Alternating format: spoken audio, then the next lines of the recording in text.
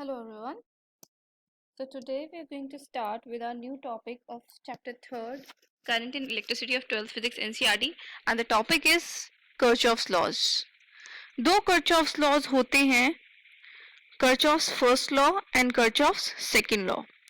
Kirchhoff's first law को मैं current law और जंक्शन लॉ भी कहती हूँ और Kirchhoff's second law को मैं लूप लॉ या फिर वोल्टेज लॉ भी कहती हूँ. तो इनके बारे में थोड़ा सा डिस्कस करते हैं. What is Kirchhoff's first law? Kirchhoff's first law states that the algebraic sum of all the currents meeting at a junction in a closed circuit is always zero. हमारे पास एक सर्किट है, उसके अंदर मैंने एक जंक्शन दिखाया. This is the junction. इस junction पे 5 वायर्स आ रही हैं and this is the direction of current in each wire is shown. तो हम क्या करेंगे, हम लिखते हैं according to Kirchhoff's first law सारे इनकमिंग करंट्स का सम कितना होना चाहिए, zero.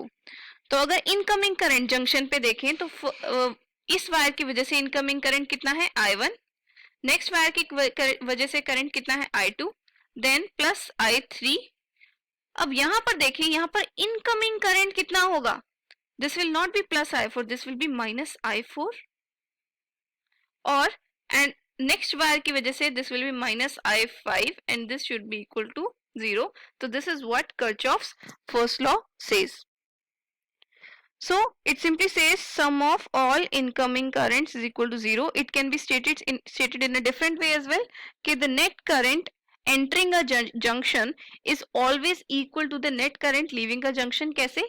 I1 plus I2 plus I3. That is the net current entering the junction is always equal to the net current leaving the junction, that is I4 plus I5. So this is very simple and ये question आता है कि state Kirchhoff's loss और वो किस law पे based है. तो दिस लॉ, ये जो Kirchhoff's फर्स्ट लॉ है, ये सपोर्ट करता है law of conservation of charge, कि जितना चार्ज सर्किट में एंटर किया है उतना ही चार्ज एक जंक्शन पे, जितना चार्ज एंटर किया है उतना ही चार्ज एग्जिट करेगा, since there is no source और सिंक ऑफ चार्ज, क्योंकि चार्ज हमेशा कंजर्व रहता है. So this law supports the law of conservation of charge, that is at a point in a circuit. A point in a circuit cannot act as a source or sink of charge. This law holds good for both open and closed circuits. दोनों circuits में ही, दोनों तरह के circuits में ही junction होंगे और junction के लिए this law holds good. Now let's look at Kirchhoff's second law, that is voltage law or loop law. What does it state?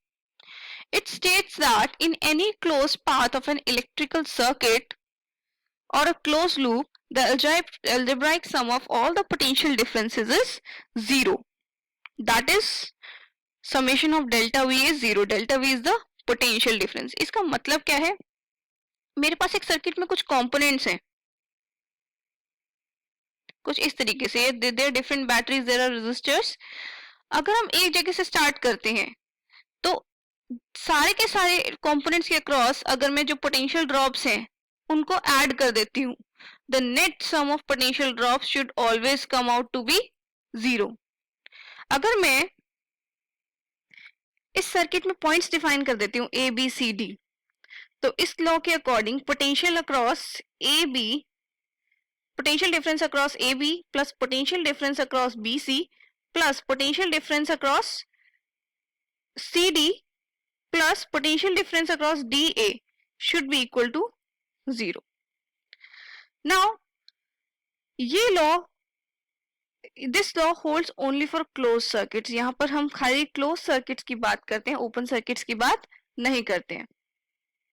और ये लॉ किस पे बेस्ड है, this law supports the law of conservation of energy, that is energy in the, there is a change in energy of charge after the charge completes close path is zero.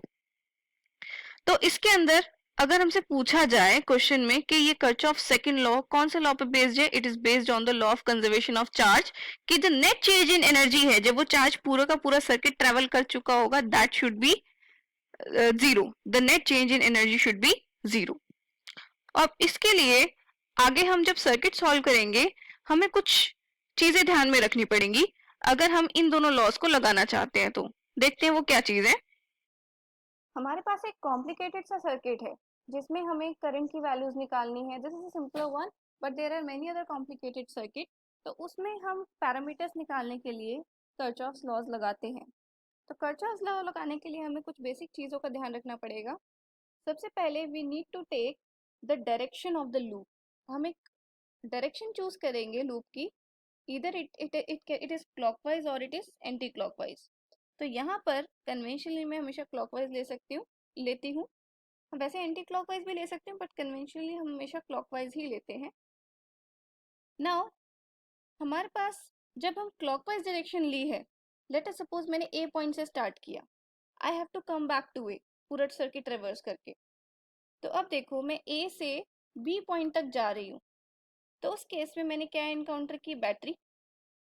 I am jumping from the positive terminal of the battery to the negative terminal of the battery. So what I'm going to write, minus E1, since I'm jumping from positive to negative. Now let us suppose I'm going from B to C. मेरे circuit में current की direction ये है I. So this is how the current is flowing in the circuit. The current through R1 is in this direction. अब मुझे इस Kirchhoff equation को continue करना है। तो अगर मैं एक रेजिस्टर की डायरेक्शन में ही ट्रेवर्स कर रही हूँ, जिस डायरेक्शन में करंट फ्लो कर रहा है, if I'm traversing in the direction of flow of current, then I'm going to write a negative sign, that is minus into potential drop across this. Potential drop will be current into resistance. Now let's suppose I'm going from C to D. D is the point here. यहाँ पर मैं C से D पे गई।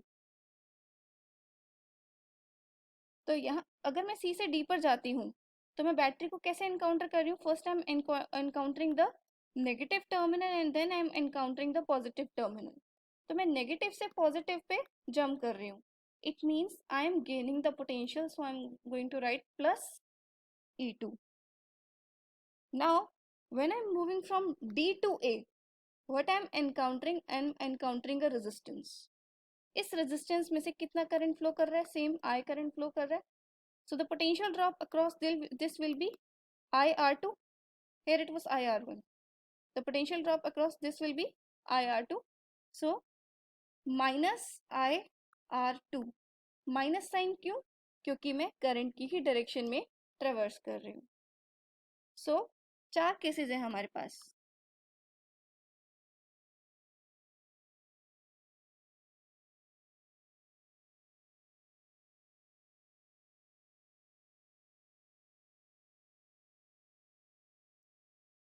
चारों cases में मैं इस डायरेक्शन में जा रही हूँ। नाउ फर्स्ट केस में मैं पॉजिटिव से नेगेटिव टर्मिनल पे जंप कर रही हूँ, so I am going to write minus E1 for this one. Second case में मैं नेगेटिव से पॉजिटिव पे जंप कर रही हूँ, इसके लिए I am going to write plus E1, I am gaining potential. Now अगर मैं करंट के डायरेक्शन में जा रही हूँ, तो इसके लिए I am going to write minus IR, I am losing potential. अगर मैं करंट के ऑपोजिट डायरेक्शन में यहाँ पे ट्रेवर्स कर रही हूँ लूप के साथ, तो यहाँ पर I am going to write plus IR। तो ये 4 कंडीशंस हैं, ये हमें याद रखनी पड़ेंगी आगे अगर हमें किरचॉफ्स इक्वेशन सॉल्व करनी है। और आगे जब हम व्हीटस्टोन ब्रिज करेंगे, व्हीटस्टोन ब्रिज के केस में we will need to solve we will need to apply Kirchhoff's law, और जो इक्वेशंस आएंगे उनको सॉल्व करना पड़ेगा ताकि हम अपनी बैलेंस कंडीशन व्हीटस्टोन ब्रिज की निकाल सकें। So this is the end of the video. Thank you.